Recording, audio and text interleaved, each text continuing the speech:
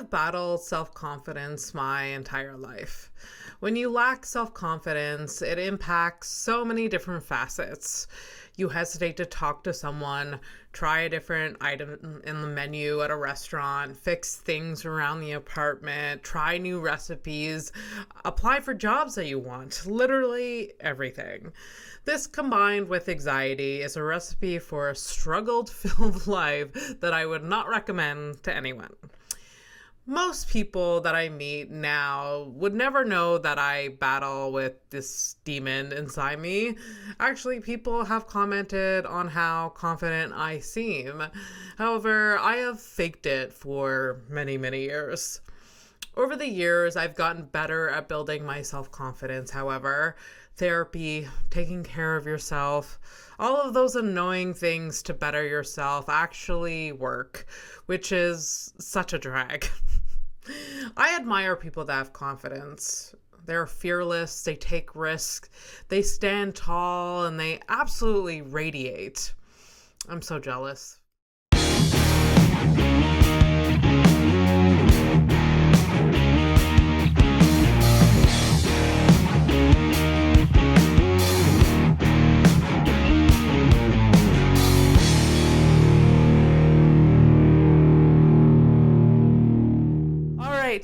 Welcome to House to Stone, the podcast where everyone has a story and we get into the nitty gritty of it all. Today's guest, I can't believe it's been so long that I didn't have you. Yeah, I was about to say, we're going to get into that first. We're going to get into that. 100%. I know. We have Akeem Hoyte-Charles. How's everybody doing? Thank you for having me. Oh my God, I'm so excited to have you. You should be. Today. You should be. You should be. 100%. I'm going to tell you what I told Tyler Lemko, shout out to Tyler Lemko. Yeah. Is that when he had his talk show, and he asked me to be on it, and I showed up, I was like, you're about 3 more episodes away from me being offended.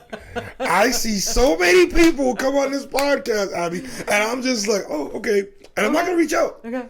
I'm not going to. I don't know why you're not reaching out. I'm not. How would it look if I went under your clips on Instagram and put spot? You just slide into my DM. I'm not doing that.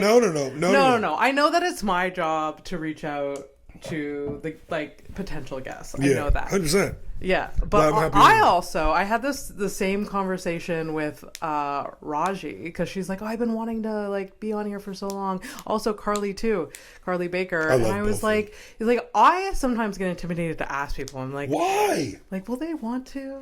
Why? Will they want to? That gets into the confidence. I was about to say, you know what Today's topic is confidence. You need some confidence. But first, let's let me just read out a little intro of Akeem. Oh boy, here we go. I had nothing to do with this. Just so you sent it to me. Partially. I did. But okay, so it's every guest find it very awkward when I just talk about them for 30 seconds, but you can suck it up and it's all right. So Akeem is a stand-up comedian in Montreal, Canada. He grew up in a small town of Chateauguay, Quebec, which I didn't know before this. I know Chateauguay very well. He lived primarily with a Trinidadian mother and his little sister.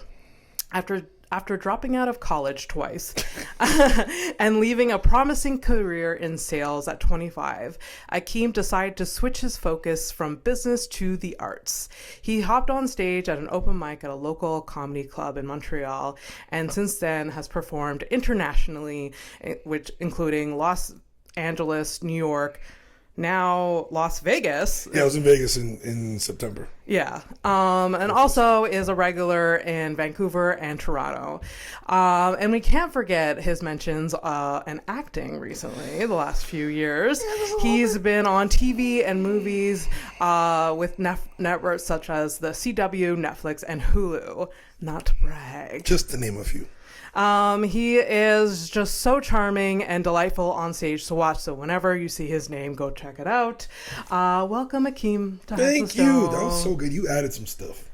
I didn't. You did. The charming part? I didn't write that. I mean, no, you didn't write that in your bio. Imagine writing that in your bio. Just I'm charming. Too confident. He's too confident. And delightful. That's it. No, I'm not doing all that. Yeah. But yeah, thank you for having me. This is great. I'm happy to be here. Oh my God, I'm so happy to have you. Today's topic of the day or prompt or whatever, beginning conversation is called confidence, because I was telling Akeem right before we started recording, when I asked people about Akeem, everyone says like, oh, he's so confident and great on stage. That's right. So confident. On stage. After that, I'm a bitch. No. You carry yourself with a lot of confidence. Thank you. That's and right. I'm just wondering where that comes from.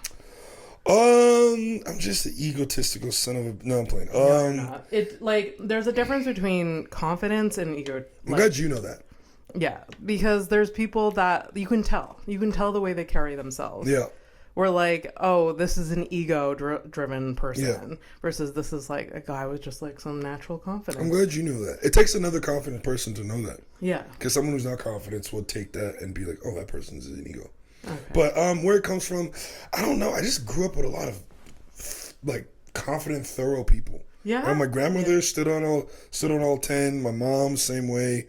My brothers, like, you know what I mean? It's just, we had to be confident. We had no choice. Because, I mean, what's the alternative? It's true. Well, there is a lot of like life things that happen that can just tear your confidence down, for sure. Yeah, but I mean, I think if you... Sure, but life is all about balance, right? So it's like if you fixate on one thing over the other, that's gonna take over your life, and that's where your perception of life is gonna be, and how you maneuver through it. Yeah. So I focus on the things that I'm good at rather than the things that I'm not, and then that's where I get the confidence from. Yeah. Like nothing, like growing up, nothing I ever tried that I was told to do worked out. Nothing. Really? Absolutely not. Give me an example. So I was told, growing up I played football, right? I played football from high school, played in CJUP, and I played a little bit in university before I dropped out. And I was always good. I was never bad. But like when I was in high school, I played, my coach told me, if you continue playing football, you'll go to CJUP, and then you'll go to university, and then potentially go to the pros. And then I did all that, and nothing of it worked out. When in CJUP, I never started a game, right? Okay. I got benched. Yeah. I didn't get any real opportunities. Is it because your like heart wasn't in it? No, my heart was in it. It's just coaches had their players, and like everything was politics, and that was it. It's not like I was bad. I was winning there. Every time I stepped foot on the field, I did well.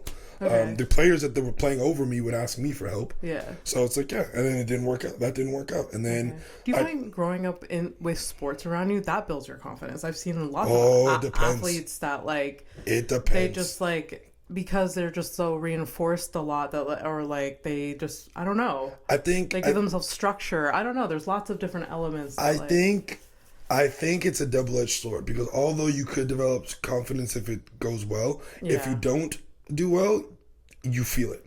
Yeah.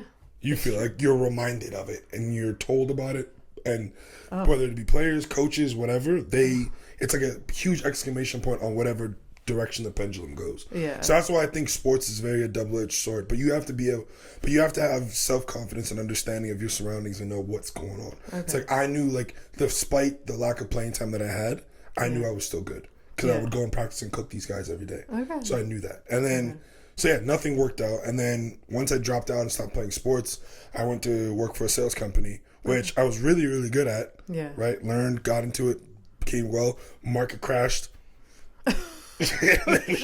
Then, yes, yeah. You know what I'm saying? Yeah. And then it just kept snowballing into negativity over and over again. Oh, shit. And then stand-up was the first thing that nobody told me to do that I tried, and then it just works out effortlessly on its own. Okay. Like I don't... I obviously I put in some effort and work and there was something natural in you. Yeah, but it just everything just happens naturally. I'll go somewhere once, and it would be great. Yeah. Whether I move to Toronto, Vancouver, wherever, wherever shows I do, it just always seems to kind of work out and kind of build a life of its own. So yeah. Interesting. Did your mom always instill like a lot of did she compliment you a lot? Not that I can remember. No. I'm trying to get the core of where this comes from. Compliment? Compliment. Did she like encourage you a lot as a kid and growing up? Yeah, I mean, in her own way. Like I don't remember her ever saying like, you could do it, or good job, or I think she just put me in positions where I knew that I had to tell that to myself. Yeah. You know what I mean? Because it's like, I get it. Yeah. I don't know if I feel like, is your mother like in her like early 60s? No, she just turned 56. 56. Okay. So similar age. On January 6th. Okay. Yeah. Because I feel like parents of that generation from like 55 to 65 maybe, they're not big complimenters. No. They're like, try this out. No, because they didn't get complimented. Yeah, I don't. They just have to figure it out. Yeah, they would see a skill set that you have early on, and then they would probably try to put you in something so that skill set can frolic, and then you feel it alone. Because if you sit around and wait for someone to tell you good job on something, you're gonna wait a long time. You're gonna wait a long time. Yeah. So. Although, I've seen a trend on TikTok, like millennial managers, like they're big complimenters because I like to compliment people a lot. How so? Because I feel like I'm lacking that in my life, or I lacking that growing up. So I compliment everyone. You lacked people complimenting you? Yeah. So I overcompensate by complimenting. How do you compliment people? I mean, if I see them doing well in life, or if I was a manager in the past, literally, I feel like some employees should be, just commented once in a while, like good for you for getting to work on time, You're gonna compliment people for getting to work on time? Yeah, I was just like, this is not every day, but I'm like, you know what, you're doing great because you show up to work on time. Yeah. You know what the alternative if you don't get paid or you get fired. It's true, but it is hard to show up to work on time sometimes. How? There's environmental barriers, there's the bus, there's the weather, there's all of this. That being said, I've never been late to anything in my life. Okay, glad we had this talk. I'm not complimenting someone for showing up to work on time. That's what they're supposed to do. That makes no sense. I know this is okay. I would compliment him for other things, oh, you did great on this report or whatever. There we go. That's a compliment. That. But I think some other showing up to work on time. I think. Hey, congratulations! I think you should be. That's like telling someone good job for not leaving early. Thank you for enduring the 8 hours you're contractually obligated to do as an employee of this company. I appreciate you. Thank you so much. No, that's congratulating someone of doing a job within the confines of that is fire. So it's like you said, a report or a sales job or if they had a really good week, hey, acknowledge it. That's different, right? I mean, I'm not going to sit here and freaking... Congratulations. Yeah, maybe I'm too much. I get it. Well, you explained it. You overcompensate because of a lack in an area you had growing up. No, I do feel like I explain you as having this high level of confidence. I feel like I am more on the opposite end of that. That's bullshit. Can we swear? That's bullshit? Can we swear? Yes. Oh, that's bullshit. Of course. I don't know. Of course. I don't know this is the first podcast. 18 plus podcast. I marked that on YouTube. Just no, not for children. Not for you. TikTok. Don't even think about it. Yeah, no. But I've gotten so many not bans, but just community guidelines. Really? Last year when I used to do more clips, there was this I had Gabe and Amber on my podcast. Oh boy. And the clips, every single one of them was taken down. 100%, 100%. Sexual content, swearing, every single one. So you have to be very picky what you put on TikTok. That's fair. But with Gabe and Amber, love them to death. But I already know. Oh my god, it's one of my most viewed episodes. That's so funny. Because they're insane. Off the wall. Off the wall. And Amber is just all over the place. Anyways, I love them. They're not here today. Shout out to them. I love them too. Shout out to them. So you don't believe that I have low confidence? I mean, it's not something for me to believe or not believe, but since I've known you, it's never occurred to me that you would be low confidence because you go up on stage and you, without even divulging your jokes, but you go up and you talk about such raw, uncuffed, unfiltered things, right? And I'm just like, that is vivid. I feel like there's part of my brain that I take out when I go on stage, all of the inhibitions and these negative thoughts that really. Yeah, that I just stop, put that in a different box, and then just go, and that's maybe my pure authentic self, but when I'm off stage, those thoughts filter in. So you think so you're saying when you're on stage, that's who you are, or who you aspire to be 24/7 all day? I think so, to a certain extent. I can't be going around saying pussy all the time, but no, you can't. Yeah, but it's you can think it. Yeah, I can think it. You can think it. But I don't. But here's the thing: when I see you on stage, I don't think of you I don't see much of a difference. No. Like obviously, as a performer, like there's a little bit of showmanship because it's a material that we've written and perfected and stuff. But in terms of like actual like dialogue and conversing and your energy, I don't see much difference. I think you're pretty consistent. Well, that's good. That's good. I think years ago there was a big discrepancy from like on stage to off stage. Now that's a bit more mashed up. I definitely have more confidence now than I ever have in my life. Good. So yeah. But I definitely still have that barrier. Really? Sure. Yeah. Well, after this podcast, we're gonna knock it down, 100%. All right. You're all confident. I mean, it helped to like I started taking care of myself more. Started going to therapy. All of that boring stuff no one wants to hear about anymore. The people that listen to this have heard all about it, but they don't need to hear about it. It's fair. Therapy works for some people. I like me. So I'm good. You like you don't think therapy would be for you? I think I was gonna. You know what? I'm thinking about. I mean, if you don't think you need it, then don't. Well, I think I'm just gonna do it once, just for acting purposes. Okay. Because like with therapy, you unlock a lot of different stuff, and with acting, being able to like cry on cue and be able to pull out those emotions, and like be able to display it, without really feeling that, is perfect. So I think therapy can help me with that. But in terms of like talking myself off a ledge or needing, or I don't like childhood trauma, I'm good. Yeah, you're good. You don't need to talk about it. I don't have any. You don't have. That's good. Not that I know of. I don't have any. That's good. That's amazing. I had a regular childhood. Just got to do everything I wanted in life. I was never held back by anything. That's so amazing. Yeah, it's pretty dope. And you grew up in Chateauguay. Not everyone in Chateauguay has that experience. Oh no, they're different. Most of them people are still there. They don't leave. Oh, for sure. I grew up in a small town, like 40 minutes the opposite way. In the South Shore? So it's southeast of Montreal. So a little town called Howick. Never heard of it. So if you go down the 138, over the Mercy Bridge, down the 130, keep going. Okay.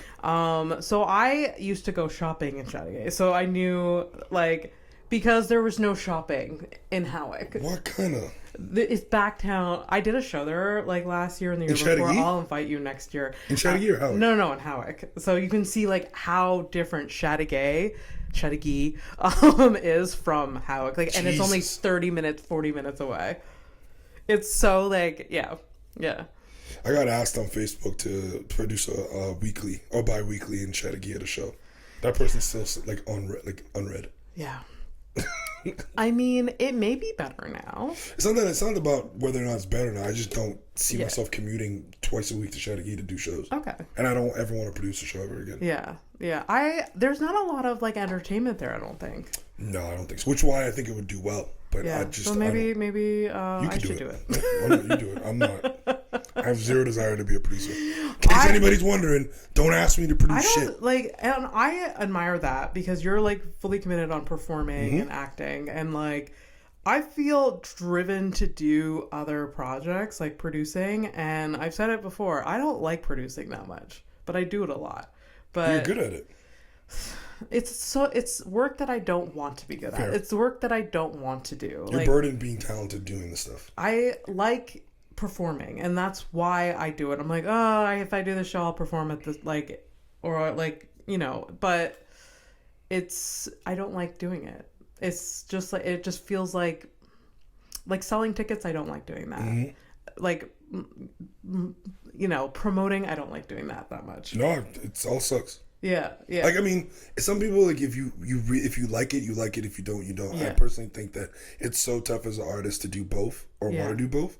But for me, I'm fortunate enough to be close and good with a lot of people who produce shows. Yeah. And I get booked enough where I don't need to produce my own shows. 100%. So I'm 100%. Yeah, you're good. You're good. I'm 1,000%. Have you ever produced a show? Yeah, this summer. Oh, yeah? Mm-hmm. Okay. JFL. Oh, right. ZooFest. Yeah, for Bad sure. Bad Boys After Dark. Never again. Never again. Never again. Never again. And shout out to the Bad Boys family. Thank you for trusting me with this opportunity. They're great. Yeah, they're great, but never again. Don't ask me to do this shit again. ZooFest is kind of stressful because it feels like high stakes, but like the team there is wonderful, but it's just the festivals, there's so much happening. Yeah. And so it feels very stressful. And also you're dealing with consumers in the summer. who are bombarded with so much options on how to spend their night. Like, I don't know how. First of all, we did the accessible access comedy. So much fun. You did a great job. It was good. It was like I hosted it, and like that is like kind of a brainchild for me.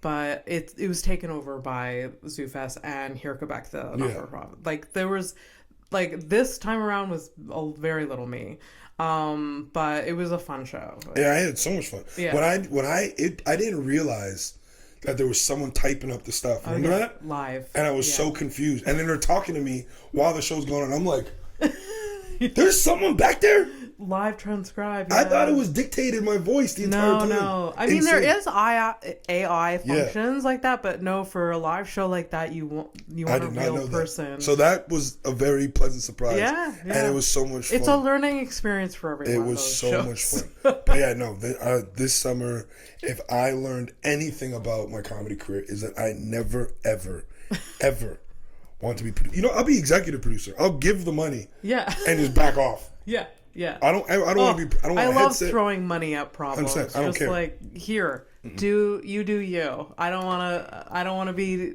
involved in the nitty-gritty of anything. I love ZooFest. Shout out to Isabel. I love ZooFest. I love everything she's done with it since she's taken over. I think so many people, especially local artists, have gotten so many opportunities like yourself to do something, be a part of something bigger than themselves. Yeah. So big shout out to her. Yeah. But don't ask me to produce shit. I will show up. I feel like Isabel will still convince you. No, I feel like Isabel can convince anyone. She can. She's very. But that's how you know. So it's just I know. Just cool, nope, just duck her. But she's amazing. She's one of my good friends. I love her to death. But no, I'll be on every single ZooFest show imaginable.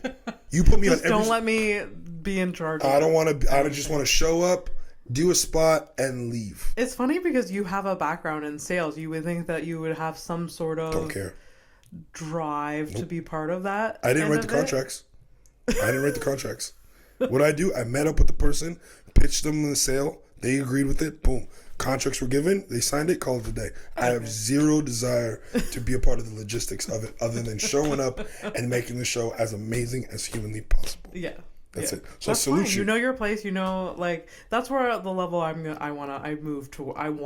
Where it's just like, I don't want to be part of or delegate. Yeah. I see you having a show. Yeah. But other people are in charge of making it go. Like the late night shows. Yeah. Like the late night, like Jimmy Kimmel, his name is on the show. Oh yeah. But there's a team of people that make it run. Yeah. He just shows up, but his name is on it. That I could see happening. Yeah. That would be perfect. Yeah. Yeah, Akeem wants a late night show, just FYI. Maybe. Industry people. Maybe one day. Who knows? We'll see. For sure. So tell me about your business background. What made you go into business so many years ago? I needed a job. You needed a job. Okay. I left Concordia. Okay. And I was university dropout. I admire that, Akeem. Thank you. So few people say that because and people regret dropping out of university. I was 2 years into university and I knew I should end it. But I was like, guess I'll finish it. It was miserable. I believe it. Miserable. Yeah. And it was around the time I started doing stand-up. And I was like, I guess I'll finish. And I was trying to balance both arts and studying psychology at Concordia, and I hated it so much. It sucks. I should have dropped out. There's no shame in not getting that stupid piece of paper. Yeah, especially if you're not going to do anything with it. Yeah. Because so many comedians, so many college students will graduate and then they're not even doing in the field what they paid out to, what they graduated with. But I ran out of money. It's called a spade. I ran out of money, and I couldn't afford to stay in school anymore. So it was just spent the summer doing odd jobs here and there just to stay afloat. Yeah. And then I bumped into an old friend who's a camp counselor of mine. Okay. And he hired me at this sales job. And I think at the time I was 22. Yeah, because I started comedy at 25. Yeah. Yeah, started comedy at 25. So yeah, I was 22, did 3 years of that.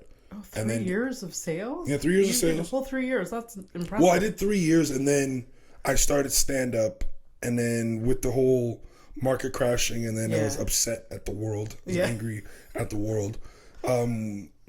I moved into the customer service department, and I did that for about a year and change, 2 years. And then I think it was 2019. Okay. That summer, I was like, I can't do this anymore. Like, I want to double down on comedy. Yeah. And what year did you start comedy?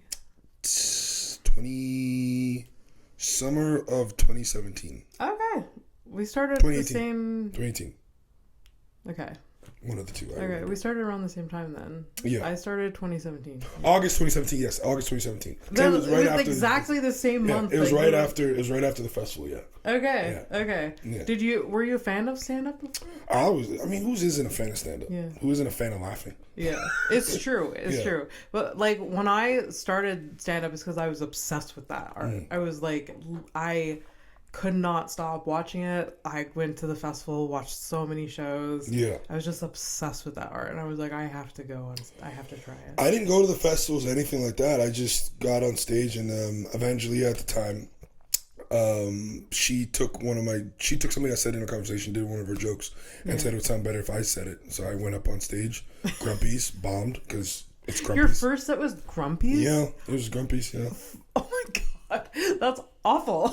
I mean, I didn't care. I just went up there and started talking because I was like, I didn't put any energy into it. I just started talking shit because like I didn't want to be up there, right? And it's like now that you're a comedian and you know what Grumpy's is about. Yeah. Nobody really does well there because nobody's paying attention. No. Then I did the Nest, and I got a standing O. It was 2 tables. Standing O. Yeah. Well, it wasn't standing O. 3 people stood. But that's a standing O to me. Yeah. 3 people stood, and then from there it felt good, and then that winter, so it was January 2018. Yeah. I did a welcome back to school thing at Marianopolis. Okay. And I got paid $200 for 20 minutes when I only had 4. And yeah. 20 minutes? 20 minutes. And I only had 4 minutes of material. What, 5 months into comedy? Yeah. And I was just talking shit, rambling. But the kids loved it. That's really funny. The kids loved like that. Kids loved it. Had that confidence. I would never have that confidence. But I was just talking shit. Into it. I was just talking shit, but I just went up there and did what I normally do. Yeah. And then the guy, I forget his name, but the guy, he's like, so our pay week just went by, so it'll take a couple weeks to get the checks out, but is $200 okay? And I was like, you're gonna pay me $200 for what I just did? And they're like, yeah, it's not enough. We can squeeze more out of the budget if we can. I'm like, it'll suffice. Guess it's fine. Yeah, and then I was staying with my mom at the time, and she saw the check. She opened it up. She said, Marianopolis, what are you getting mail from Marianopolis for? Saw that it was a check, and she's like, I explained to her that was from the show I did. She's like, if you do this 5 times a week, this is your current salary. And I was like, huh. And then the dream was born there. Yeah. Yeah, it was good. That's amazing. Yeah. That's, oh my God. The first time I got paid for comedy was $5. That's good. $5. And then... How much time did you do? It was 5 minutes. It was at Shaka. You remember Shaka? I do. They passed around the hat, and they had enough one night to give everyone $5. That's amazing. That was amazing. There you go. Yeah. So that counts. Yeah. Again, it's a pleasant surprise for you. Because I'm sure you didn't expect to get $5. Not at all. No. So, yeah. Like, literally walked there. Did you feel worthy? Did you feel like that was your worth at the time? I was honored that I was getting paid. Because it was, like, the first... Like, I'd just been doing, like, unpaid shows until then. And I thought that was going to be an unpaid show. And then, I felt really... I was like, oh, my God. This is, like, a big... I feel like every comedian remembers the first time they got paid. 1,000%. You should, at least. Yeah, because you're just like, oh, my God. Like, this is real. This is a possibility if I keep going now. Yeah. And then boom. So. And then I think like one of the second time I got paid, it was like, do you remember Tinder Tales? Yeah. Yeah. So I did the Wiggle Room, Paul Ash's show, and then someone that I was performing with, Emma Wilkie, she was helping Adelaide with Tinder Tales, and she's like, oh, you should submit to perform on Tinder Tales. So I emailed, and like I wrote up like a bit. I was like, okay, what do I say? And then I wrote it up like word for word, and I said I would love to be part of it. And then I think like the second time I got paid $25. There you go. Yeah. For how long? Yeah. I think it was 10 minutes. There you go. Yeah, I know. I know. It's great. We need to talk about your level of confidence for a second. I need to tell. No, I'm going to get comfortable because I'm going to tell a story quick. Do it. Fuck your questions. I'm going to tell a story quick. Do it. No. About, I'll throw this out the window. About Abby Stonehouse. This past summer, got her JFL credit. Yeah. Kinda. Yeah. Kind of. Well, kinda. You did. Yeah. Oh, I got Juste pour rire credit. No. Just for laughs. Because there was a time where she sat front row at a show. And got pulled up to do material. Oh my god! Yeah, but we're talking about confidence. That's gonna cut. I mean, you were talked to as well. You're like on. No, but I didn't go up and did a bit. You did a bit. No, so you got pulled up. That episode's coming out in a couple weeks. Explain to the people. Okay, so she's gonna see this. There's a show called Surrounded. Just for Laughs recorded it. Shout out to Mike. Yeah. He's fucking so amazing. So dope. What's his last name? Falcone, I think. Yes. And yeah, so I remember not this year, the year before, he did Surrounded, but in mainline theater, literally 40 people. And I went to see it then. I was like, this is fucking cool. This is really great. And then this year was like a big thing. Every like 5 days out of the festival. Mm-hmm. I went every single day. Huge names. So Surrounded is all crowd work. So it's literally a circle stage surrounded by audience members. And I got tickets to it. I showed up. I went with my cousin. Sat front row. I wasn't front row. Oh, you weren't front row. I was like... You were like front row, but on the elevated chairs. Yeah. So it's like there were people that are sitting... we didn't choose where to sit. Fair. Yeah. But you were like front... Yeah. So it was like, it was just... There were like two different levels. Yeah. And Abby was at the front row of the upper level. Go ahead. Continue. And you know what's really funny about like... So audience members show up and they kind of direct you where to sit. Of course. Because like it's being filmed. And they're like... literally objectifying you, like, okay, yeah, will the comedians pick on you, or do you have something a comedian will talk to you about just by looking at you, which is kind of rude. But I get it. Look roastable. I get it. I 100% get it. So like, I remember the show that I was like an audience member for. The show they sat everyone down and then they did like a test sound thing, and then they stopped and moved two girls insane from the front row. Insane. I remember that. And then I was like, I know why, because like they were like just two blonde chicks, and they were like, no, that's too distracting. There was one, I think something. I don't know. I think one of them wore this skirt and all thigh. That's all you saw. Just straight thigh, and it was great. It was like aesthetically, I was a fan. Yeah. But it was like she was like this, and just the whole entire thigh down to the ankle exposed. I was like, this is insane. And then you got to go up. So no, I was sitting there minding my own business. Okay, sure. Yeah, minding my own business. And Rosebud Baker, I fucking love Rosebud. She's amazing. She gets on stage. She's pregnant as hell. She starts, yelling at people. She does. And then she talks to my cousin who's right beside me. And then she goes to me and she's like, oh, what do you do? And I was like, I'm unemployed. And then she's like, oh, okay. And then she inquires more, and like, I'm not unemployed. I'm self-employed, but I just didn't want to get into the fact that I was a stand-up comedian. But it got there. You did. It got there. And it didn't take long. It didn't take long, because I think my cousin was like probing me. She was like, and I was like, okay, I'm a stand-up comedian. I'm an artist. And she's like, she made fun of the fact that I called stand-up an art, which was really funny. And then she was like, get on stage and say a joke. And I was like, no. And she's like, you're not a comedian if you don't get on stage right now and say a joke. She's right. Like, fuck. She's right. Because that's a moment. Yeah. That's a moment that you're going to seize. And you never know what's going to happen from that. People are going to see that. I really doubt anything's going to I doubt anything. I mean, maybe, but I hope it does. Yeah. It's a great moment. Why wouldn't any of you Imagine they cut it all out. That'd be hilarious. They wouldn't. I don't know. So I'm part of it just for Laughs. 1,000%. You have a JFO recording. Yeah. More to come. Literally.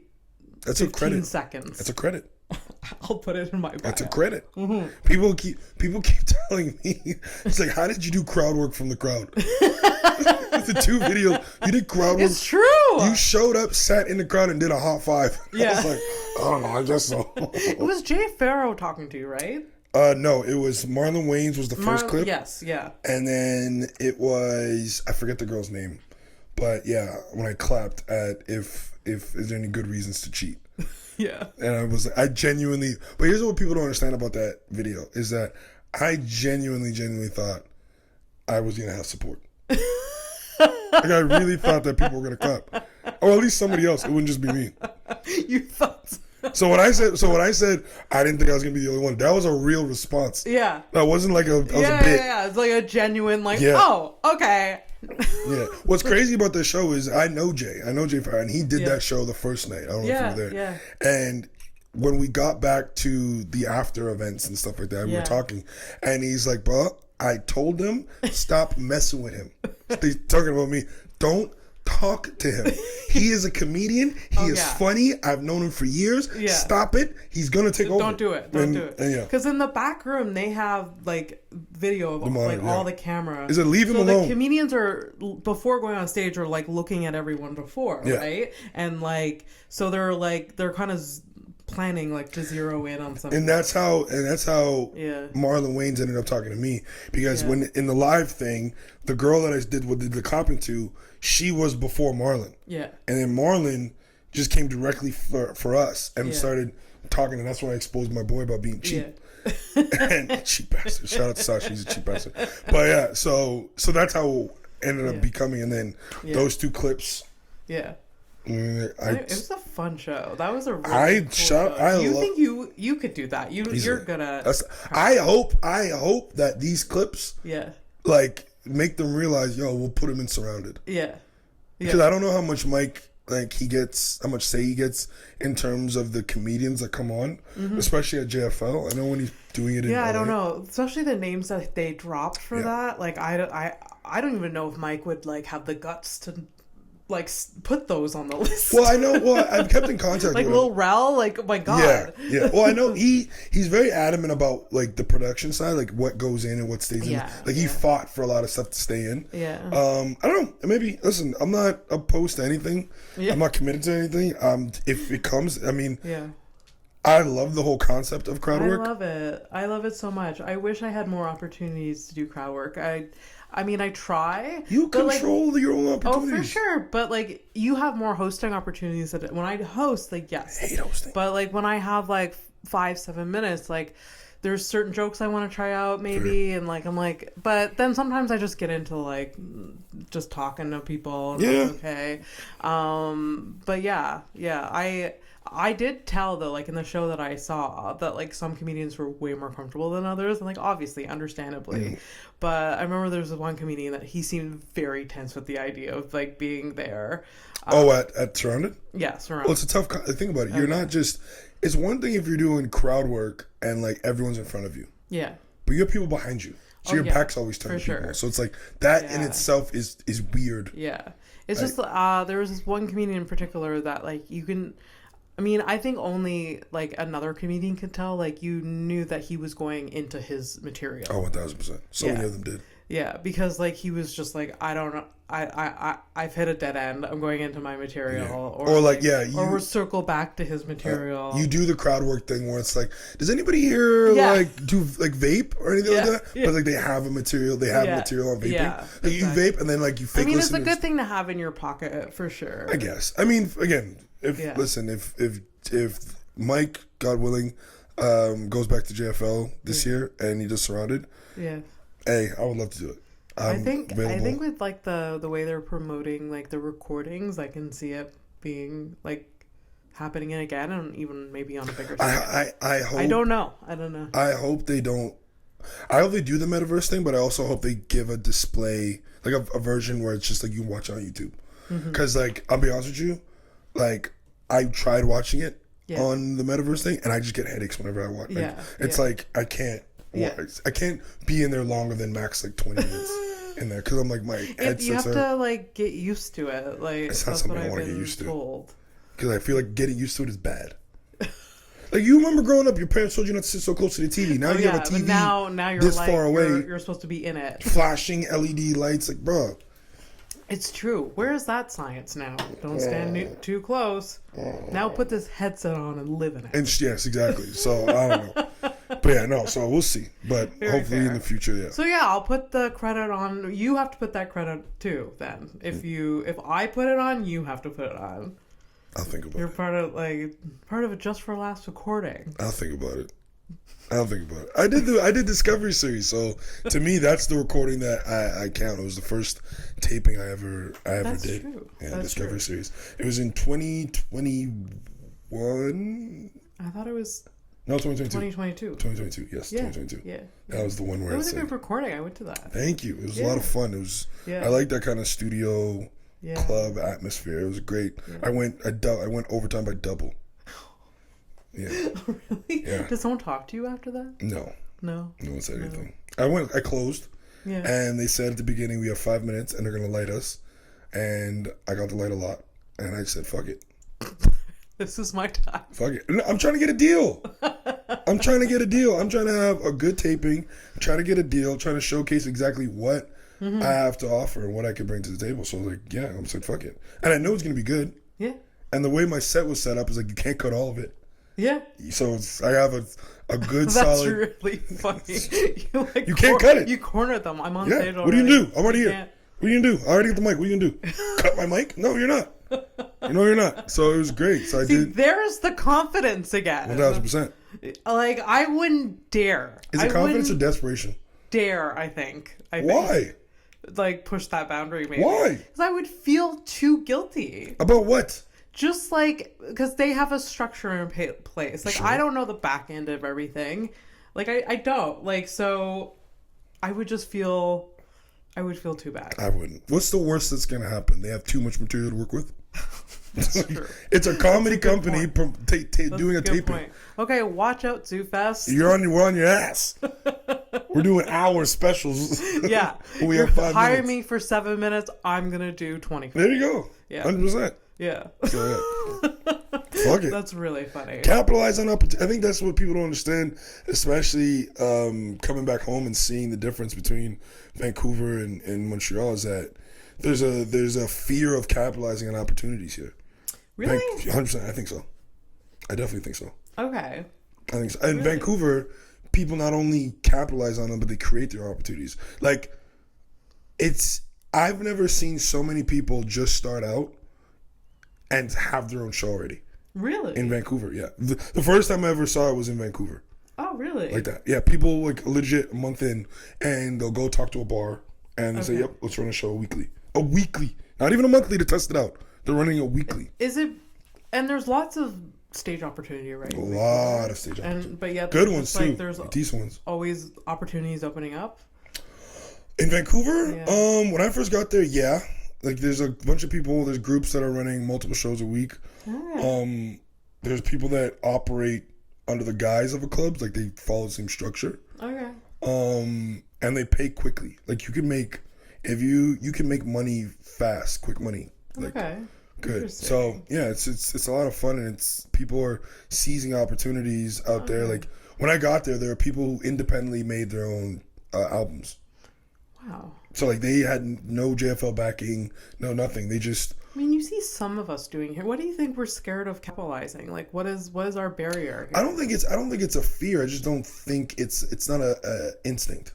Okay. You know what I mean? It's not like, because I remember when I first started. Well, you started at the same time. Remember when we first started? There was only a handful of spots to go. Oh yeah. No one really was doing albums or thinking about producing their own specials and stuff like that. And there are people that at the time when we first started had been in the game for like 8+ years. That could do it. Yeah. That they have enough material just to give away for free and still tour an hour. For sure. Right. Whereas now, I think we couldn't really at the time conceptualize it because no one was doing it. Now, like everyone's Ben was recorded his own half hour. Carly just did. Wasim just did. So it's coming part of the narrative. I think like someone has to like kind of lead the way. It's being normalized now, but even such simple things like not wanting to go up on a show and seizing the opportunity. Yeah, seize that, because you never know where that opportunity is going to lead you. That's true. I think that's the fundamental difference between Canadian artists and American ones. Okay. American artists, American comedians, American comics, they always take an opportunity when it's given to them. Yeah. Whereas a lot of people that I've met here will fight it. Like, I've had conversations with people, and it's like, if Netflix came up to you and offered you to be a part of their little showcase Netflix comedian thing, and it's like, would you do it? And it's like, no, I don't feel like I'm ready. I'm like, okay. Oh, my God. So peep this. So this Who one said this to you? I can't tell you. So peep this. So I was like, so Netflix, who produces hundreds of thousands of specials a year, who know what funny is. They have people who you're going to say no. You're arguing with people whose job it is to know what funny is because you don't feel ready. Clearly, they see something in you that you don't. Why would you fight against that? Yeah. I always have, like, I don't tend to say no to opportunities. I have a problem sometimes with chasing opportunity. You said no to an opportunity, and you had to get nudged by your cousin. That's true. Shout That's out to true. On camera, What's your cousin's name? No. I said no. What's your cousin's name?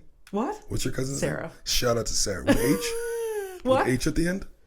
With an H at the end? Yeah. Shout out to Sarah with an H. Sarah with an H at the end. That's Abby's cousin. For making her seize an opportunity. It was a lot happening at once. Yeah, my instinct was just to like, no. Exactly. Oh, yeah. It's true, but like Netflix or Just for Laughs or whatever. It was Rosebud Baker. It's true. It's true.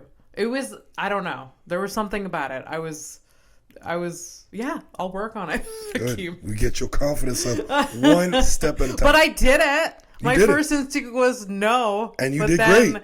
Rosebud was like, bitch, if you're not a comedian if you don't get on this insisted, and boom. Fucking stage. And boom. And I couldn't say no to a pregnant woman. So true. I couldn't. Especially Rosebud's very convincing. Anyways, I saw her later that day, and I was like, and she kind of apologized. She's like, I'm sorry for like putting you on the spot. And I was like, no. Thank you. 100%. Yeah. Put me on the me on the spot. I remember that night I went like up to the hotel. You were there, and Rosebud was like just sitting on the couch over. You're like, go talk to her. Yes. Go thank her. Yes. You're the one that pushed me to do that. And I was like, yes, okay. That's yes, your you're fucking right. in. That's your in. Yeah. Why not? You never know where that relationship's going to lead to. Yeah. And not for nothing, you guys could talk, hit it off, exchange information, and now every time Rosebud comes into town, you're opening for her. It's true. I told the same thing to Josh Shapiro right before the pandemic. Really? Yep, Josh Shapiro. Shout out to Josh. Josh Shapiro, I remember Akash Singh, super dope comedian from New York. Yeah. Right? He was coming to town. He was headlining at the Nest. Mm-hmm. And Josh is a huge fan of him, Andrew Schultz, all those guys, right? Mm-hmm. And I remember telling Josh, like, Josh, why don't you DM him? Yeah. Josh was running a show in the old port somewhere, the Speakeasy show. Okay. And I told him, why don't you DM him? He's like, oh, he's never going to answer. I'm like, you know what? He's never going to answer because you're not going to message him. It's true. If you don't message him, you know for a fact he's never going to see it. Yeah. And then, lo and behold, he DMs him. He answered. They set something up, like short notice. Boom, and he did it. That's amazing. And then I got to open up for Akash, and he got so many people to open up, and now they have that credit saying, yo, I got to open up for Akash. Yeah. And you never know where that relationship's going to lead. That's true. That's 100%. And that could be the stepping stone to your career. Like, that's the whole thing about JFL, at least for artists, for me, in my opinion, isn't about the shows, and it isn't about the tapings and anything. It's not about that. It's about having access to people you wouldn't normally have access to. It's true. You get to rub shoulders with so many. They come to you. They come to you. And I say this till I'm blue in the face. Like, it baffles my brain when comedians who are in the program level or just starting out or 5 years in and then think and want to go to the States and want to start expanding their career. It's like, you have everyone who's everyone in comedy coming to you. Right here. It costs you $3.75 a ticket just to go downtown, mingle, rub shoulders. As long as you're not a fucking weirdo, people are going to hang out with you. There are weirdos. But it's true. Like, it always baffles my mind that, like, this festival's in town and then I run into comedians like the week after. I'm like, oh, did you come hang out? Did you see shows? And they're like, nah, I didn't. I was like, because they're not invited. Dude, like, you missed out. Because they're not invited. What do you mean you're not invited? Like, yes, you were invited. No, but I say not invited is because they're not performing. So there's a sense of an imposter syndrome when we're not performing. That's one thing I'll say, that if I didn't have confidence, one thing I know I don't have is imposter syndrome. To my detriment, I'll be honest with you. It could be to my detriment. I have zero imposter That's syndrome. a good thing because that stops. It depends who you ask. Yeah. Some people don't like it, but that's the issue with them. Some people like aren't a fan of me because of the level of confidence that I have, and it's like, okay, you could think my confidence is arrogance, cocky, whatever. I'm not really tripping over that. No. But what's the alternative? Yeah. Is for me not to believe I could be a successful comedian? For me not to believe that I can get a Because that Netflix doesn't deal? get you anywhere. Like, why would you get into this if you don't believe you could do it to the highest level possible? For sure. It's silly. I mean, hopefully everyone on stage has some degree of like, oh, I think I have something. I think I have something. They should have all the They should degree. have at least like a little teeny bit. Why the hell would you get up at an open mic to perform for 4 people? Yeah. If you don't believe that someday you could sell the bell singer. You should. I feel like that drives you further than like doing the alternative to yourself. Like, oh, I suck. I don't like. It's the only motivation. It's positive affirmation like that. Like Abby, it's the only. It's the. Yeah. It's also fake it till you make it. Say yes. No, I don't believe that either. Yeah. I don't believe faking it. No, for sure. If like someone offers you, it's okay. If someone offers, now we're getting into some deep cuts. If someone offers you like a recording, a special, and you truly don't think you're ready, fucking fake it. Do it. We're saying the same thing. Yeah, I guess. Right? Just the idea of saying fake it. Like, no, do it. But like, but no, it's just, I just don't understand people. I don't get it. Like, it's illogical to me. It's illogical. Like, it just, like, why are you wasting people's time? Because you're not only wasting your time, you're wasting someone else's time, and you're taking up space. It's someone who actually wants to do this. Yeah. On like for real. Yeah. And part of me thinks that a lot of like. I hate when comedians go up on stage and they're like, oh yeah, we're like, I'm a comedian, so I'm making this much money, or like, I'm a sad person, or I'm depressed. And it's like, no, bro, what are you saying? Like, I hear comedians go up there all the time and they'll bash themselves. And it's like, are you trying to get sympathy? Self-deprecating, there's a balance to hit if you're trying to be self-deprecating, like in your comedy. Because it is... Yeah, like, oh, I suck. Like, no one wants to hear that. No one in the audience wants to be like, oh, I suck. Sorry, go ahead. But sometimes, like, making fun of something you're bad at, like, I make fun of, like, being, like, bad at dating for many years, like, kind of self-deprecating, and that sort of is funny and relatable. Because of the climate of dating. Yeah. But... Yeah, definitely being like going on stage and like, you know, being like, oh, I'm ugly, and like no one's laughing at you. Like, no.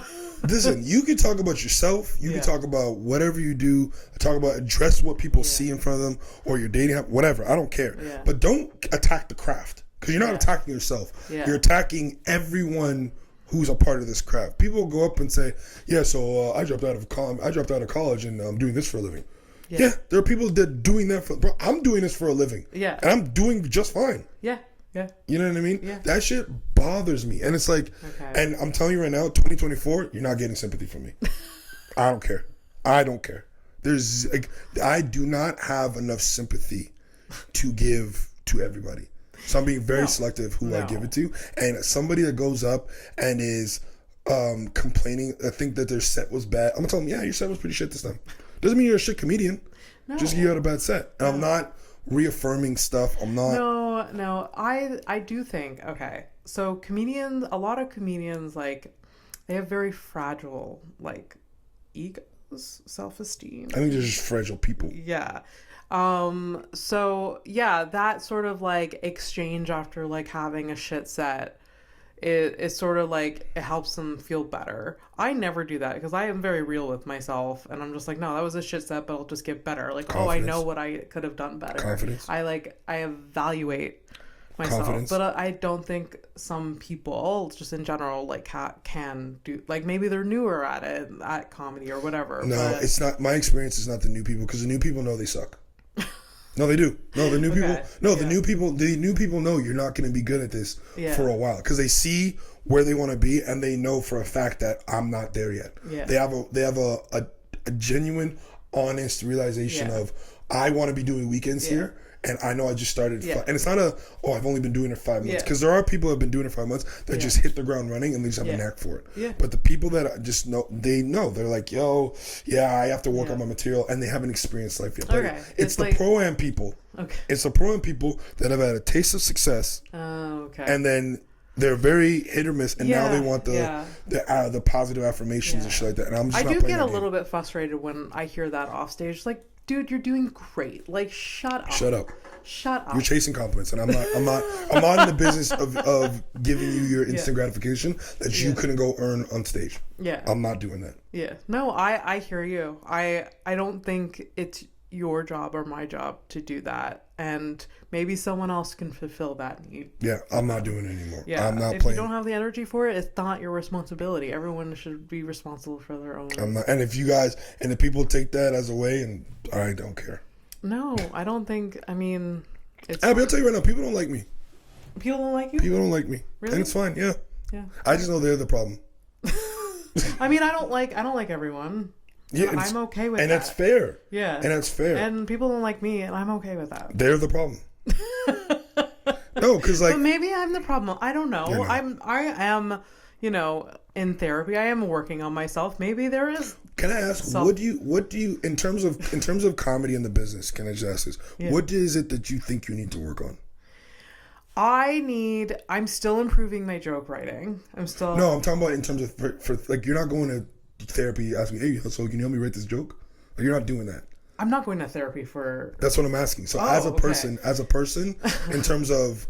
Why am I going to therapy as a person? No, what I'm saying is that in terms of this industry, because like if somebody that works at Walmart that in everyday life outside of this industry doesn't like you, that's whatever. It's fine. Yeah. But I'm talking about in this industry, I've never heard anybody say anything bad about you.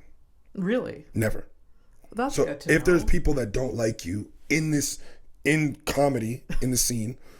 I want to know, what is it you think you need to work on? Oh, I don't know. I don't know. That's the point I'm trying to make. Yeah. That's the point I'm trying to make. I don't know what they like. I mean, I just assumed some people don't like me because it's not. I can't expect everyone to like me. I don't know. You shouldn't. But I think it's less of the how many or the how as more as the why. Okay. That's the why is the most important. Why? Maybe like I feel like I can be perceived as not that approachable. Fair. Because there's multiple different things. I think once you get to know me, I'm very approachable. Mm-hmm. But when I'm a little bit intimidated by that person or I don't like the person fully, I will have a barrier. You come across standoffish. Yeah, so yeah. I have so I'm not that approachable. I won't I'll still ask you how you are and be friendly, but I'll just arm's length because I'm just trying to protect myself. I think that's fair. Maybe. So maybe that can be perceived as not being approachable. So the point that I'm trying to make is that since I've known you, right? Since I've known you, you've always been a bundle of joy. No, seriously. You've always been nothing but smiles.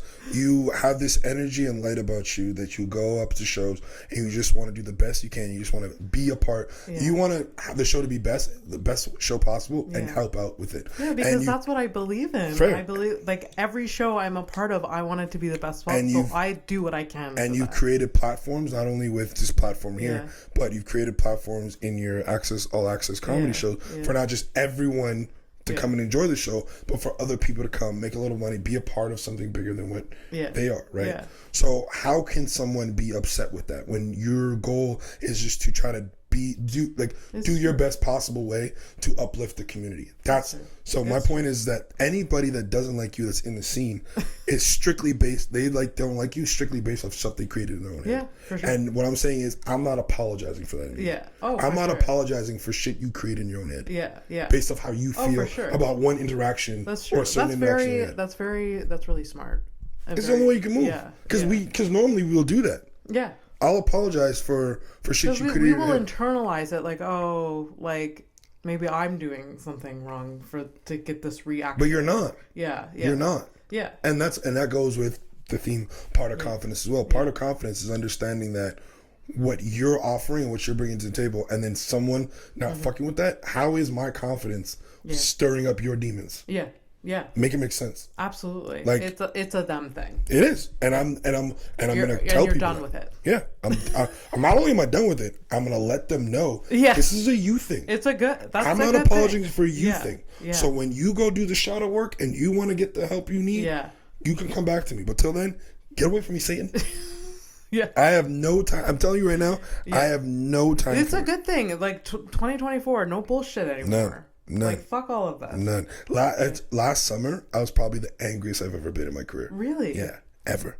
What triggered that? Angry as hell. Well, first the show I was producing, I felt like I wasn't getting the support that I wanted or that I needed. There was some shit going on back in Vancouver that was starting to trickle down here, and I just didn't know who to trust.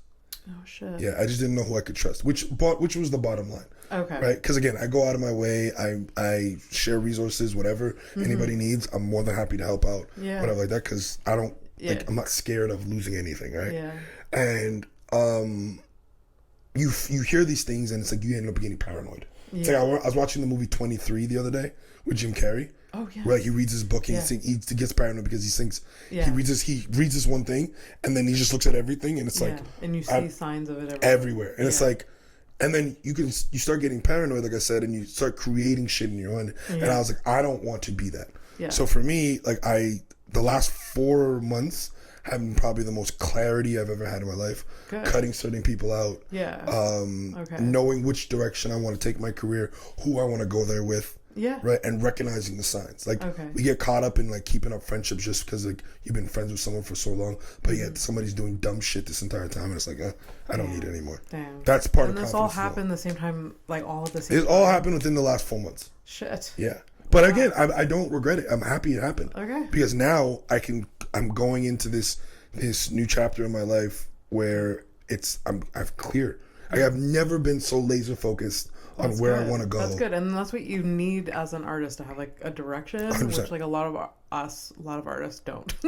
Like I'll just figure it out. Yeah. Like figure it out. But it's good. You have a clear direction. Oh, 100%. Yeah, 100%. For sure. And I feel like you have for quite a few years now. Like you've gotten like quite a lot in your career. So I'll be honest with you. With your acting, so that has been kind of a combination of luck meets opportunity meets success type of thing. Yeah. Right? It's like I got blessed when I got to Vancouver and I was able to meet my agent and work with him and then start booking gigs and not just snowballing. And then with the acting credits, that just helps the comedy stuff because people were very credit centric in Canada. Yeah. So it's like, oh, well, he's an actor, so he can, we'd love to get him on the show. Yeah. And then you go and do well in your stand-up. Yeah. And then that stand-up helps out with the acting and then so on and so forth. Yeah. So I really got blessed with that, but it wasn't a plan. I didn't go out to set out to be an actor in Vancouver. Nope. What? Like, so when you moved to Vancouver, that wasn't for acting? No, I moved to Vancouver because we were in a pandemic here and there was no place to perform. Really? Mm-hmm. I really thought it was for I know there was no place to perform. I was here. Yeah, we were there. But I didn't realize that, like, you just, like, I gotta get out. I want to good for you. My roommate at the time she wanted to get a mortgage. She wanted to, like, start working on mortgages and shit like that. Yeah. So she got an apartment and she's like, are you going to come with me? You're going to go back with your mom. And I was like, I'm going to go to Vancouver. Because I had been there 2 times prior and I always had a great time. Yeah. And I said, fuck it. I got a little bit of money and I'm going to go to Vancouver and see what's good. I knew they were still doing shows because the few friends that I did have in Vancouver were still promoting them. So I said, I'm going to go hang out, do that. Got an agent, started acting a little bit. Okay. And then from there, just, again, snowballed. And is it you meeting your agent that led to the acting, or was it you just like hey, let's see what this industry is about? So what really sparked it is I had an agent when I was here, but I did a lot of background stuff. Okay. But then I bumped into a kid I went to high school with that was in my sister's grade. Okay. And he had just signed with that agent. Mm-hmm. And bro, if you're looking for an agent out here, talk to mine. He's building his roster. Mm-hmm. So again, that's kind of perfect timing, lucky stuff and also too. Seizing opportunity. like there is these people, like, you know, we'll run into people, they'll give us information. It's about like moving forward with it, like actually taking that information and doing something. I said, fuck it. I said, why not? Fuck it. I'll do it. And again, I had zero desire to act. I wasn't. Really? Yeah, zero. Yeah. Zero. Because you seem very driven by it now. Like, oh, the pay is amazing. Yeah. that's why you're driven by it. The check is amazing. The check. I mean, also, it's like, it's another facet of entertainment that I never thought I would be so fascinated by, because the biggest thing about comedy for me is where it's taken me and the people I've gotten to meet by. Did you ever in your life ever think you would have a conversation with Rosewood Baker? No. No. I mean, comedy has led to that, like, so much of that. Like, it blows my mind. And especially, we're so lucky living in Montreal that, like, I could rub shoulders with all of these people that I've admired even before I started doing comedy.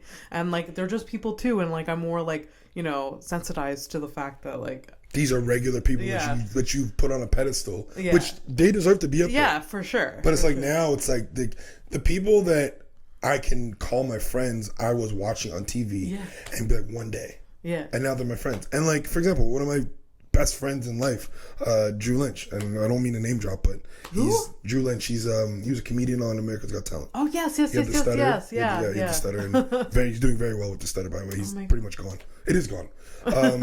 He's one of my best friends. I was at his wedding. Like, I love him. That's amazing. And this is a guy that I met at the festival, just sitting at the bar. Yeah. And I literally walked around, sat next to him, started talking like kindergarten. Yeah. And then we've been boys ever since. And it just, the amount of opportunities this guy has given me and helped me be bigger than I ever thought I could be. It's just unbelievable. So, I love it when a community, and this is like kind of community at large, comedians like just help each other out.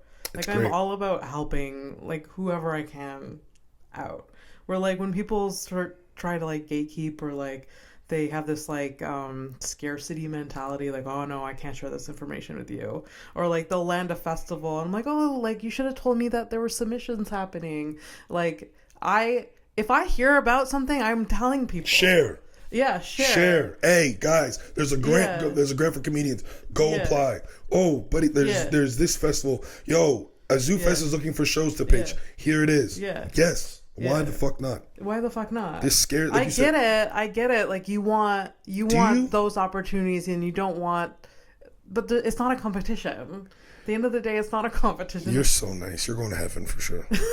The fact that you can say you understand the way these people think is baffling to me, because I don't.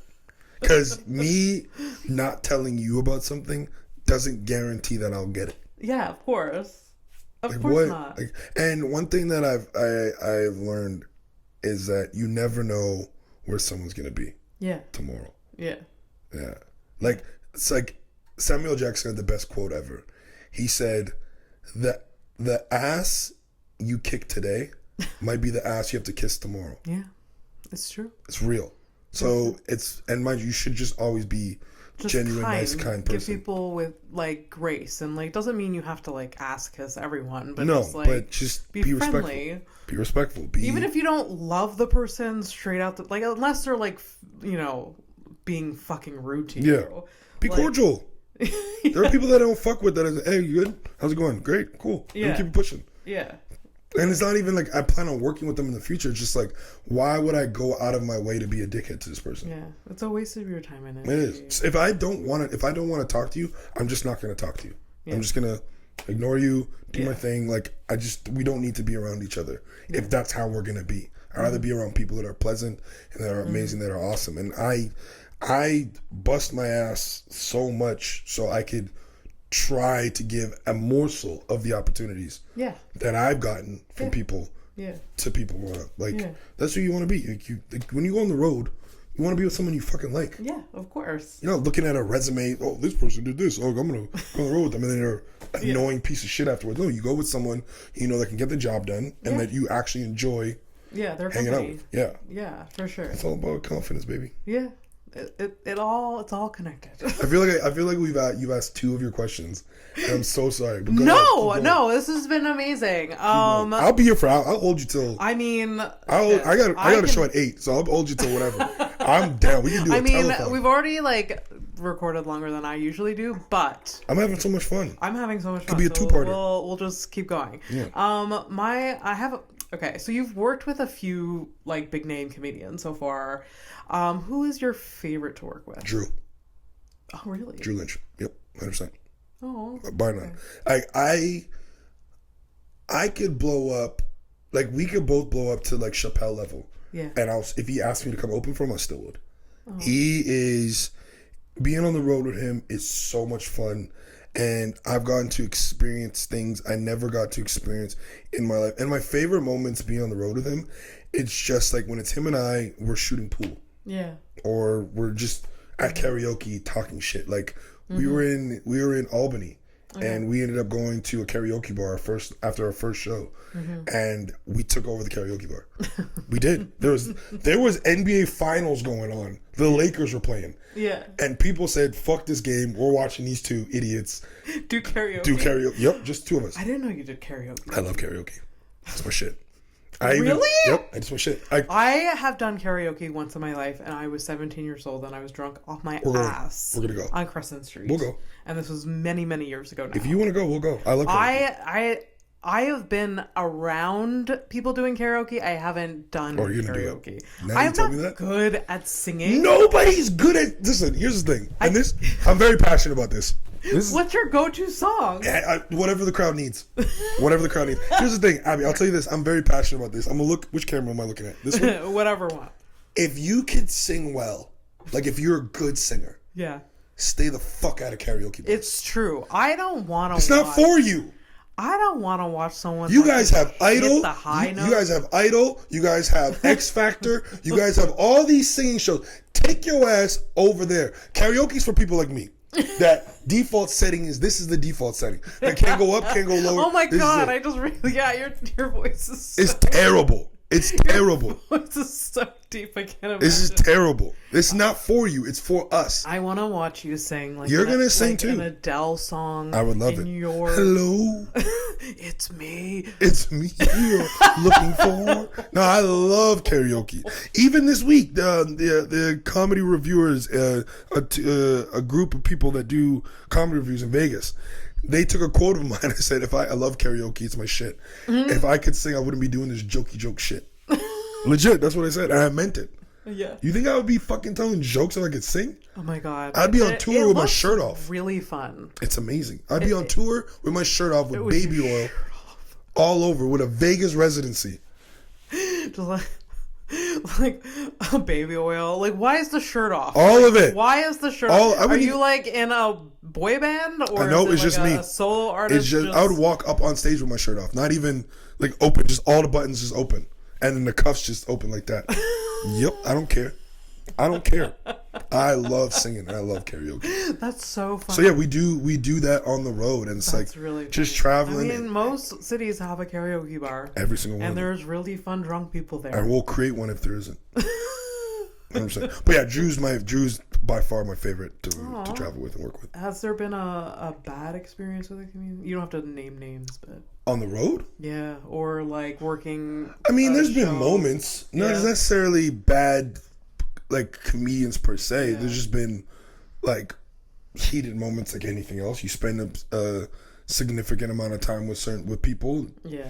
Personalities clash. You're and you're essentially living with someone for a small period of time. So it's someone acts a certain way, you don't like the way that person acted. Yeah. You speak on it and boom, and that's it. If there's someone that I genuinely don't like as a person, I'm just not gonna go on the road with them. So, but for the most part, they've all been pretty positive. Okay. Yeah, I've never traveled with someone that I hated. Yeah. But again, there have been moments. That I'm like, how many more shows we have left? Are there like comedians that are like well known that like you've sort of brushed shoulders with or performed with that like you never want to perform with again?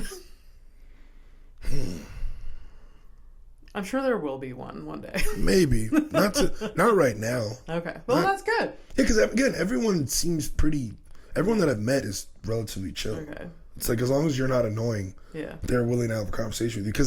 But they understand who they are. Like they know that. Yeah. This is a moment for a lot of people just to interact with them. Yeah. But they also are people, so it's kind of like that mutual understanding of this person knows he's a star or they're a star. Yeah. And we know that they're a star, so we can't. Yeah. We're still peers at the end of the day. Yeah. And just, you're seizing the moment by trying to take up their time, but you don't want to be like, hey, picture. Like, I don't do that. Like, I don't ask people for pictures like that. Yeah, I would feel weird about that. It's weird. We're peers. Yeah. Like, we're coworkers. I'm not a fan. Like, I'm a fan, but like, I'm not, oh my God, it's this person. Yeah, no, I'm not a big selfie person in general, but like, there has been people, like, I've like told friends or whatever, I'm like, oh, I like, met this person. Like, you have a picture? I'm like, no. No. It's not. It's for me. We were like just hanging out. We were talking. Yeah. We were having a conversation. Yeah. They're like, you should have got a picture. I'm like, I guess, but I mean, shout out to the people that want to capture those moments. Like, I'm not mad. For sure. It's just for me. It's just I understand that this is their relaxed time, and they want to deal with all that. They'll go outside and So but no. So far, there's no one that comes to mind that I've already worked with. That I wouldn't work with now. Okay. That's like big time. Like, there are obviously people on shows. Yeah. But there's not really many people that I would not do a show with. Okay, that's good. It's a lineup because you can do 10 minutes and then leave. Yeah, so it's like, true. I'm not committed to the show. I don't need to be friends with everyone. Yeah, I'm not committed to the show. I can do the spot and then leave and then call it a day. Yeah, absolutely. So what do you like more, stand-up or acting? This has become a tough question. I know. This has become. Why if you asked me last summer, before all this stuff, I would have said stand up. Okay. Stand up's the first love. I always said stand up's the first love, and I just use acting to fund stand up. Now, I gravitate towards whichever I feel the love. Okay. Wherever I feel the love, and that could vary from day to day. Yeah. Like, some days when I'm on the road, stand up is the greatest thing because I show up to a club, everyone's happy to see me. We're bonding with the staff, and it's so much fun, and we're chilling, and we're drinking, and we're eating, and we're cracking jokes outside of it. Like, one thing I love to do is when I go to a new city, it's like a lot of the staff members at clubs, they're comedians themselves. Yeah. So they work there to get access to bigger comedians. Yeah, oftentimes. So we'll do like a staff showcase. Okay. So legit, like, we'll get all the comedians up there. I did it at the Wise Guys in Portland. Okay. And then we did it again in Indianapolis. Okay. And it's just so dope to see these comedians go up and do their material, and it's just so much fun. So, yeah, when I'm on the road, it's stand up. But then again, when I'm booking and I'm on, it's day to day. It's day to day. Yeah. It's day to day. Yeah. So, but acting again, I love being giving you lots of opportunities for sure. So many, and it's just I meet people and then you get to eat the food. Yeah. It's great. It's great. It's fucking fantastic. So, yeah, it's fun. Okay. But yeah, it's day to day. Yeah. What's your next, I guess, like, goal for stand-up comedy? What would you like to achieve this year or, in the near future? I want to put out 3 specials. 3? Yeah. Not just one? No, 3. 3. Why 3? So I have an hour already written. Yeah. It's already done. It's perfected. This is an hour that I'm proud of. Yeah. So I want to record that soon, like top of the year, and then put that out. Yeah. And then I want to do a crowd work special because the first one I did, was it last September? Not the one that just passed before. Okay. It was good. But I just just the quality of shooting it just wasn't what I envisioned. So I would use the same videographer again and then do it all over again with a different setup, and then take more time into the editing. Yeah, and then tour a bunch of new material and then shoot another hour at the end of the year. Okay, and then put that out for 2025. So that's where the 3 comes from. That's amazing. Yeah. You think you got it in you? You think you're going to do it? I definitely think. I don't see why not. I mean, I have the connections. I have the materials done. Yeah. It's just about getting the place and getting the resources and getting a team that believes in the project and wants to, commit their time. Do you foresee that happening in Montreal or somewhere else? Probably somewhere else for now. Okay. Probably somewhere else for now. I would love to do an hour special in Montreal. Maybe the crowd work one I could do here. Yeah. I don't see why I couldn't do that here. No. But I would love to do the material that I've worked on in a new place where it's really like I know it hits, but it's first time hearing the audience. Yeah. You know what I mean? It's like when you read your first book your favorite book for the first time. Yeah, it's fresh. It's fresh and like you love it, but it's like you could read it like multiple even times. The comedians backstage are laughing. Yeah. It's not just like your homies. Like you've been doing the same jokes in front of like every single night. Yeah. Exactly. Like even though I know that if I fill up a room, half the people have never seen me before, but the other half might have heard some of these jokes. Yeah. I don't want scattered laughs. I want everybody. So 3. That's the goal. That's amazing. That's the goal. You're inspiring. That's really awesome. You are. Who's cutting onions? But so 3. Yeah, 1 at the top of the year. Hopefully put it out. I would love to do it next month. Okay. Maybe I'll probably do that in Vancouver when I go back because I can assemble a solid team very quickly. Yeah. And the space. And then the crowd work one, maybe do it here. And then put them out probably within relatively close to each other, like maybe 2-3 weeks. Okay. And then work the new material for the hour at the end of the year and record that and then put it out. That would be good. So 3. I'm very ambitious. Very ambitious. It's tattooed right there, ambition. But why not? Yeah. Would you? I want to record like a half hour or an hour. That'd be dope. I really want to. There's a few like little mental blocks there. Like I don't know if I could fill a room for but partner up with someone. Yeah. Partner up with a promoter. True. I have like a solid 45 minutes. And that I literally want to record and forget about and move on. So I feel like I'm ready. I definitely feel like I'm ready. Do it. So like I think within the next year or 2, I would love to do and give out free tickets. Worst comes to worst. Oh yeah. Like if you just want to fill up the room. I don't even make money, but like so like I have a number of platforms now because of this, and I'll just I'll promote it and like maybe incorporate other people in the scene here involved with I don't know, maybe more people. Like maybe I share like 30-30. Or something like that. That'd be a good idea. Like me and another comedian. Yeah, and you can split the costs or whatever. That'd be And 30 minutes. Like people sleep on like 30-minute specials. I like them. I love them. They're very palatable. Yeah. They're easy to clip up. Yeah. You take it in. It's very. It's. People talk about how doing an hour, like being able to do an hour, is tough. Yeah. But I was like, no, being able to sit there for an hour. Is tough. It's tough. Like to keep right now with our brain capacity because of the fucking internet. It is hard to sit there and even watch. Even 15-minute is great. Like I don't know. I don't want to do about 15 minutes. Yeah, 15 minutes just fly by. Easily. So 30 minutes would be great. Yeah. So yeah, I would love to record something and launch that into the universe. That'd be dope. I would open for you if you have me. Yeah. I would open for you for sure. Yeah. I love it. We can do it now. We can decide on that now. 100%. No, it's you decide. I'm available. I'm ready. I'm ready to go. It's you can warm up the crowd for me. 100%. I'll be the crowd warmer. Yeah. No bad. Yeah, guys. So we need you guys to clap. Yeah. That's the, yeah. Of course. You're a great host, and you warm up the crowd very well. I hate hosting. Yeah. I hate it. You hate it? I hate it. You hate it? Yep. I mean, I get it. I kind of like going on stage and just doing my thing and then leaving. Yeah. I love that, but you're good at it. Thank you. Thank shouldn't knock it because it's a skill that not everyone is good at. It's not that I knock it. It's just that when at some point in my career, that's all everyone wanted me to do.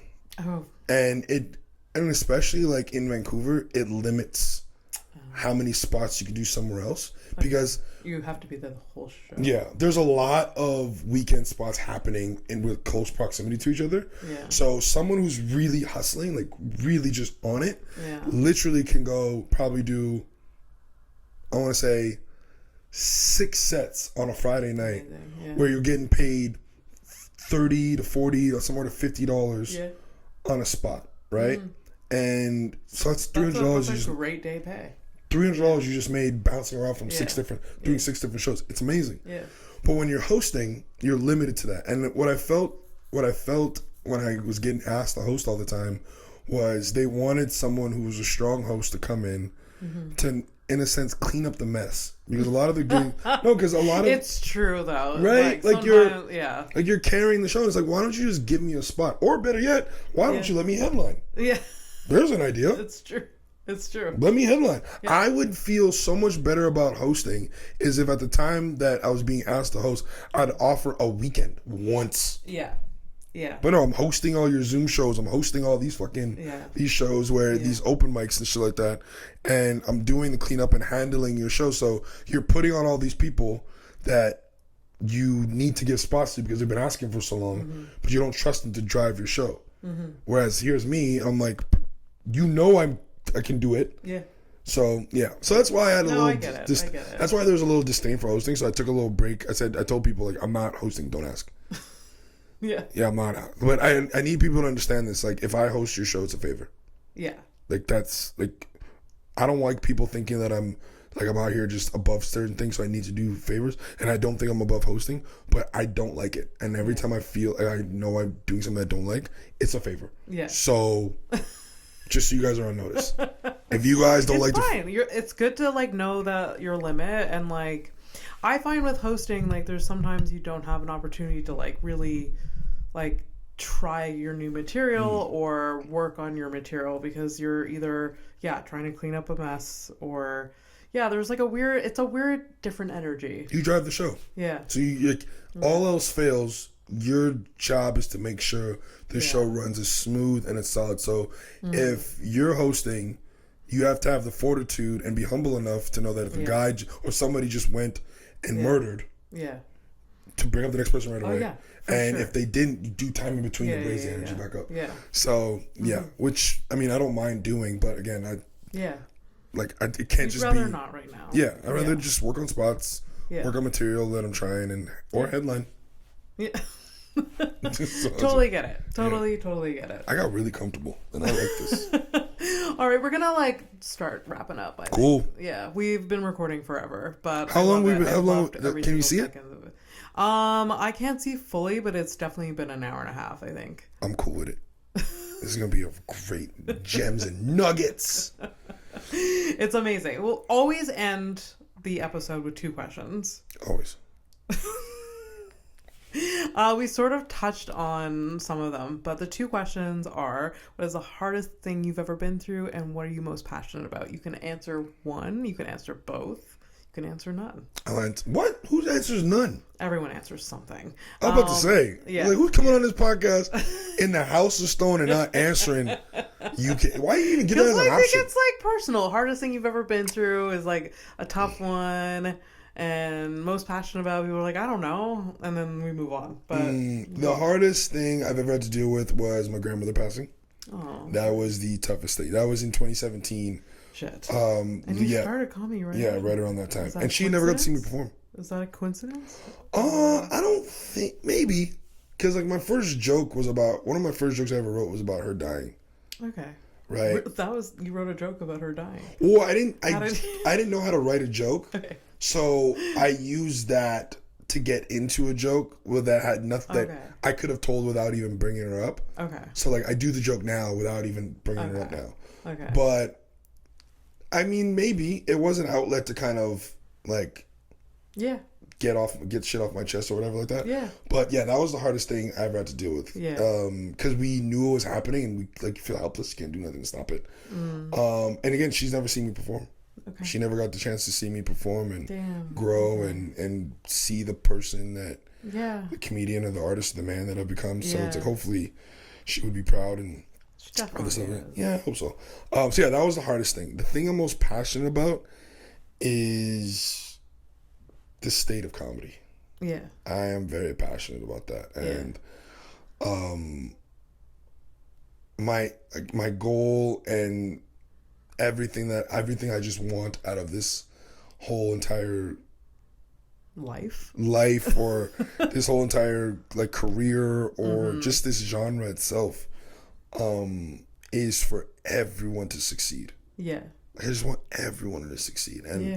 And I learned this year, and it was Joanna. She actually made me realize this. It's people of influence need to speak up. And I'm not saying I'm influential. I'm not saying that by far. But I've never liked bullies. And when I see things, especially in this scene, it needs to be protected. Yeah. And certain people need to be protected. Yeah. I don't know if you've been seeing what's going on the Facebook page or whatever. Of course. Yeah. So things like that. Things like that needs to be. You were the voice of reason, which is weird. That were creating a weird echo chamber of toxic, and then people weren't listening to each other, and then you were like, "Look, like we need to settle. You need to stop because this is not. You guys are not articulating what's happening. You're just not making any sense. It's just not making any sense. Yeah. So that's just like a small example of like me coming in and needing to like protect certain things and essence that are comedy and people, because it's like scenes could like rise if everyone was just on the same page and had absolutely fundamental support each other and help each other. And I think they thrive more with that. I think you're not going to get anywhere by like just tearing people down and just being negative and just like if you have like a certain perception or thought, like maybe flip it and be like, could there be a different perspective to this? Am I not seeing this fully? Yeah. Or get someone else's opinion, or like I don't know. I think the reason why things like that happen is because people genuinely don't have a grasp or a fundamental understanding of how this industry actually works. Yeah. Like when you talk when you talk about things like a comedian's worth, or like what are you're arguing over tens of dollars. Yeah. Like this is like legit. If this is what we're debating about, you're complaining that one specific club, pays $30 for a show. Yeah. And what do you think? Like, what are you asking for? Like, what's the number? And then you ask that question, and then nobody knows what to say. Yeah. It's like, are you asking for 40? So you're telling me $10 extra is your worth for a 10-minute set? Sure. Yeah. Cool. I'll give you $10 extra to shut the fuck up. Right? But yeah, what I'm passionate about this is what I get passionate about, is seeing things like this. Yeah. Because, and I was telling this yesterday to somebody, you don't talk to the crazy person to try to convince them that they're crazy. Yeah. You talk to the crazy person so that the people around them know that they're crazy. Yeah. Yeah. And they don't fall into this. Yeah. Yeah. Right. This is why you argue 100%. With fools. Like Jay-Z has this line where he's like, when arguing with a fool from a distance, you can't tell who's who. Yeah. When it's like, I will argue with you. Yeah. I will go back and forth, but I will also make sure, hey, just so you guys know, this person is full of shit. Yeah. And I'm not above doing that. And I think too many people get caught up in how they're perceived. And at the end of the day, real recognizes real. Yeah. And the people that I want around me and that I choose to be around me are a reflection of who I want to be. Yeah. So they're gonna understand where I'm coming from, even if they disagree or agree or whatever. They're gonna know that, okay, I know Akeem. Yeah. I know Akeem's intent. I know Akeem doesn't come from a place of maliciousness, or he doesn't want to see people get hurt, or he doesn't want, all he ever does is support. So if he's saying this must be what he truly believes. Yeah. I don't agree, but let's have a dialogue, because I know he's not coming from a place of malice, right? Yeah. That's what it is. So that's my goal. That's what I'm passionate about. Yeah, and, for sure. For sure. That makes sense. Thank you. Like that. That's I do that from time to time. About because, yeah, I do that from time to time. Makes sense. My name means wise man in Arabic, so you've made sense these last 2 hours. Oh, thank you so much, and thank you for having me. I don't have to hate you anymore for having me on now. So you get another year. Yes, another year. I don't know how many, I've earned your trust, and I don't know how often you have repeat guests. I mean, it depends on whether I like you. Oh, fair enough. Well, you got a year. I'm kidding. I have repeat guests for sure. Like I've had John twice. John Chateauguay. Oh, I love him. I love him John. More than I can even. I love him. I love him. He's another. I hope you watch this, because I hope so too. He has a level of confidence that I love. But then he gets so into his head. So when he did the JFL originals this year, I was so proud of him. I was so proud of him, and it was, I think he'll hate me mentioning this, but in the weeks leading up to before he got that email, he was so down on himself. Yep. He was like, I tried so hard, I killed that audition, and I killed it. So good. I was there, you were there too. Yep. I was hosting it. You were hosting that one.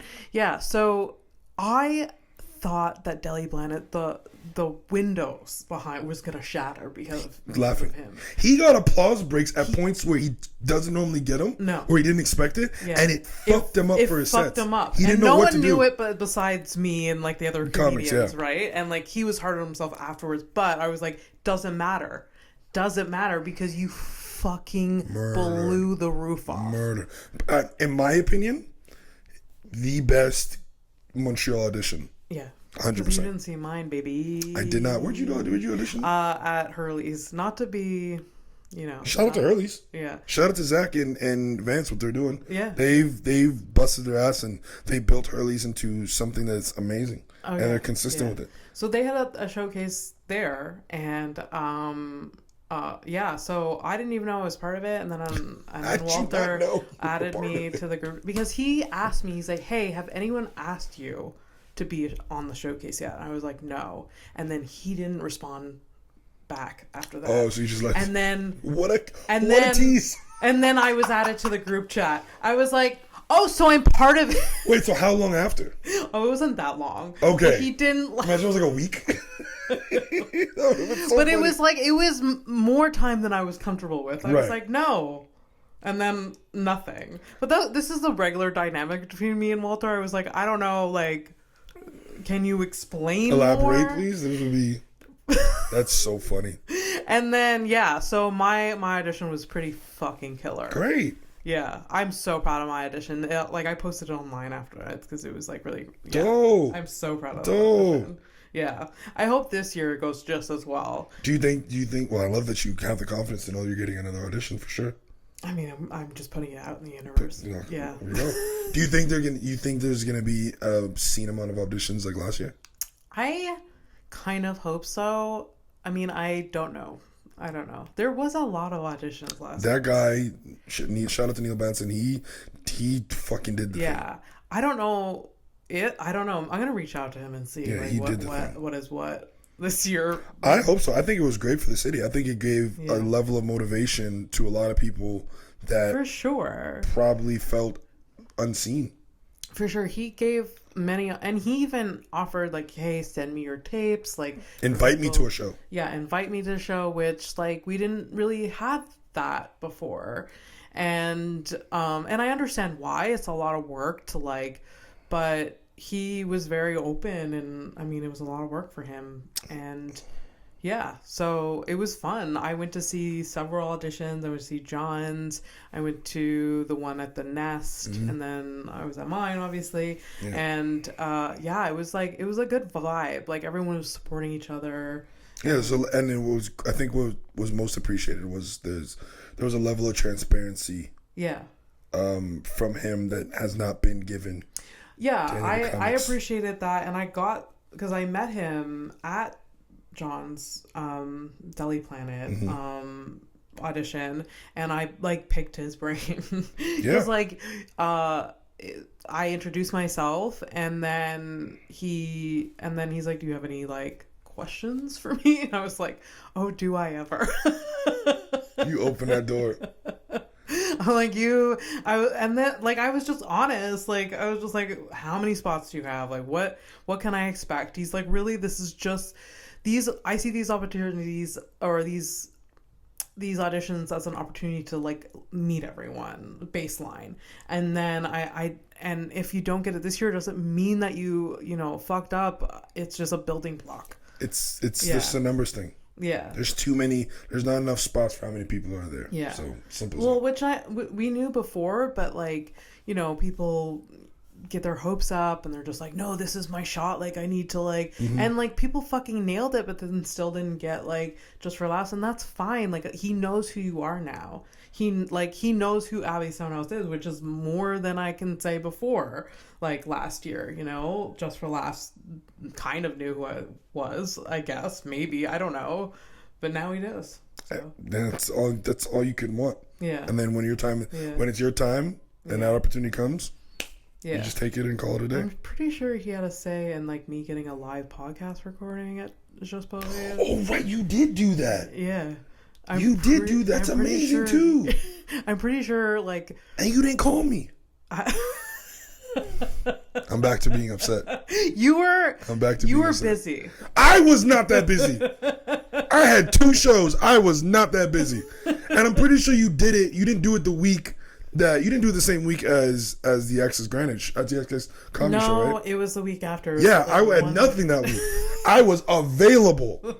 I did absolutely nothing that week. You know what? Like my method and like it, you know, it's about supporting everyone. My method was like I saw what everyone kind of got, and I was like, okay, they didn't get anything, and I wanted to add them to my show. Oh my! Wrap this up. I can't. Yeah. I can't. No. I can't. No. That's you pulled that out of your ass. No, I didn't. I honestly didn't, because I had until like the last minute to like be like these are my guests. Fine. Hey, I'm gonna be, you know, doing a podcast recording for Just for Laughs this year again, and don't burn your bridge now. We were just talking about being a community. I know. Just flip it. Just completely 180. Just like, don't burn it. Don't be an asshole. Fine. Abby's gatekeeping her podcast for me right now. So no, I had Amber as a guest. And right. Yes. And then Andrew Corey I added like last minute, and because like Amber didn't have another show or anything for the festival, so I was like, he deserves something. He does. I mean, everyone deserves everything. Like I could have, like it's hard to choose. Like and it's your podcast. If you delegate or you feel like bring on who you feel deserves or not. It's not who deserves. It's who just want to. I don't know. It's like what I'm feeling. Like, okay, this would be the good vibe for this, and like this is how I picture it, and like it's nothing against anyone else. It's just, yeah. This is who you want. It was a combination of thoughts. It's yours, and you shouldn't apologize. Yeah. To who you bring on, except. So do you. I'll apologize every time I don't pick you. I'll apologize. I'm just saying, you've been doing this podcast for a while, and this is the first time I got a call. I'm just saying. It would be nice. It's the perfect timing. No? Sure. Whatever. What do I gotta do? Plug my shit now? You gotta plug your shit. What's your handles? So the main thing that I'm on is Akeem Grams with a Z. It's my Instagram handle. But then if you want to follow me on Akeem Tweets on X now, because that's what it is. You tweet a lot? I don't tweet a lot. I just like watching this stuff. But I can't watch it in public because I got some risque stuff in there. I mean, that's it. I don't got much coming. I got a movie that I did in Toronto last month coming out. Where? It's called Morningside. It's based off this incident that happened. It was a community barbecue in Scarborough. Mm-hmm. There was a shooting, and my cousin was one of the people that passed. Oh, There's 2 people that died. Yeah, my cousin was one. So shout out to Cheyenne. And I got to be a part of this project because my friend Ron, he was directing it. That's amazing. Yeah, so look out. They're probably gonna be doing all the festivals and stuff, and hopefully can make it to like a streaming sometime this year. Okay. And then just look for me on the road. I'll be on the road doing this thing. Just follow Akeem, and he'll be promoting and watch all his shit. And please. You have stuff on Hulu and Netflix and stuff. Yeah, if my IMDb has my IMDb has all this stuff. You can go check that out. Of everything that I've done. So if you want to go see my one scene and a couple of things. Also, like, watch a stand-up Discovery series. You have some videos out. I do. I have the Discovery series. If you go to Akeem Hoyte-Charles Discovery series, you'll find it. Run those numbers up. And if you want to go on my Instagram and see those surrounded clips and tell them to put your boy up in there, I'm not mad at that. Yeah. Just like Just for Laughs, Akeem Hoyte-Charles for Just for Laughs. It's why not? Fuck it. This was mad fun. Love it. This was fun. It was so much fun. This wasn't as daunting. And you thought it was going to be daunting? It's not that I thought it was going to be daunting. It's just that, like, again, in past, we talked about it before we started recording. Podcasts were always just, like, iffy to me. And it's, like, one of those things where it's, like, why do people care what I have to say? Yeah. But it's, like, it's less about worrying about what people have to say and then having the conversations that... Yeah. Engaging conversations that I love. I love conversations. Yeah, I love engaging conversations. Yeah, and then if this conversation resonates with one person, the job's been. Oh, for sure. You have so many gems in this last. What is it? 3 hours. This marathon. This telethon. So please donate at the 1-800 number at the bottom. But we're wrapped. We're good. And yeah. So thank you for having me. Well, thank you so much for being here. Thank you to the listeners. Like, subscribe. Go to houseofstonepodcast.com for all the links. And yeah, thank you. Bye. Yeah.